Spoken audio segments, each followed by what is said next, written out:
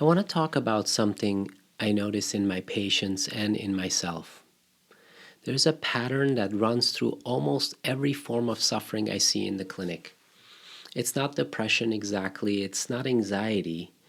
It's this: I'm not enough. The comparison mind, the ego's oldest trick. You scroll through someone's highlights reel, and suddenly the life you were fine with 5 minutes ago feels hollow.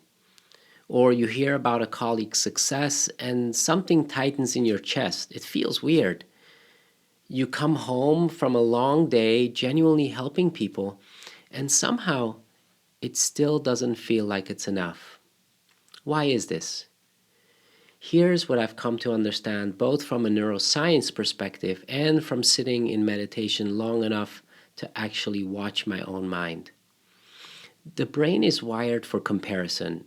It's called social evaluation, and it's deeply primal. Our survival once dependent on knowing our status in the group. But the problem is that the system never got the memo, that we're no longer in small tribes where the status meant survival.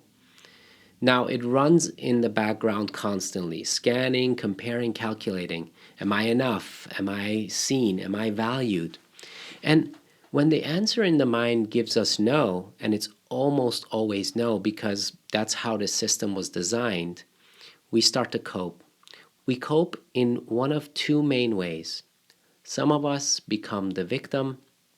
Everything that happens to us becomes a story we tell to get validation.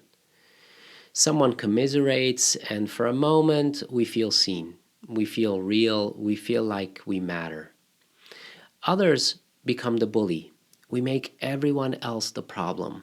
The world is unfair, people are corrupt, everything is someone else's fault. And in that story, we get to be the righteous one, the good one, the one who sees clearly while everyone else is blind. Both are the same wound, both are ego screaming, please see me. And then social media happened and we gave the wound a megaphone.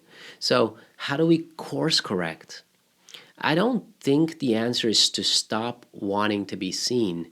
That's not realistic. It goes against our nature. And honestly, it's not even the goal. The goal is to create space, spaciousness between the stimulus and the response. Let me give you a specific example from my own life. I'll come home from a full shift in the ER. It's been a hard day. I've made decisions under pressure. I've held space for people in crisis. And when I get home, the ego wants to be validated for that desperately. So when my wife asks how my day was, I have a choice.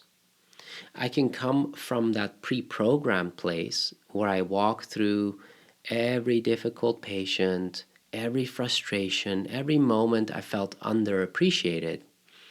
And she may have space for me and I may feel better after a couple minutes. Or I can pause.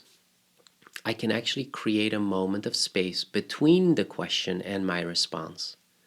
And from that place, something different comes out. I may say, it was good. I got to help a lot of people today, and that's it.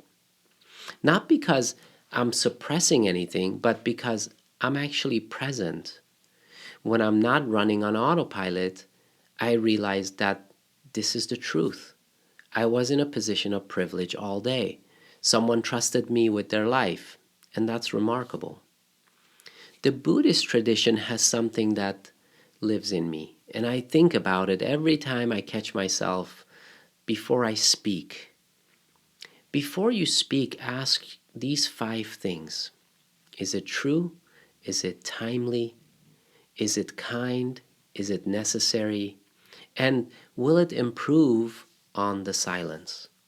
Here's what I've noticed, and this is something the neuroscience actually supports. Pre-programmed reactions come out fast.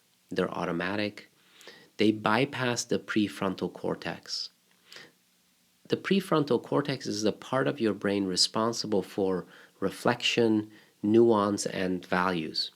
So conscious responses come out slower. There is a pause first, a breath, a moment of, what am I actually trying to say here? That pause is everything. Nature never responds pre-programmed. A river doesn't flow in the same pattern twice. A forest doesn't respond to the wind the same way every time. Everything in nature is impermanent and responsive, not reactive. And I want to live closer to that. So the question I'm sitting with, and I'm asking you to sit with too, is this. Where in your life are you running on pre-programmed responses? Where is the ego filling in the blank before you've even had the chance to actually feel what you feel?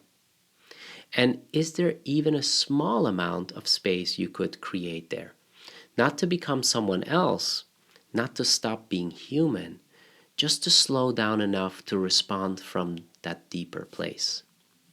The place that's closer to nature, closer to peace. And that's the work.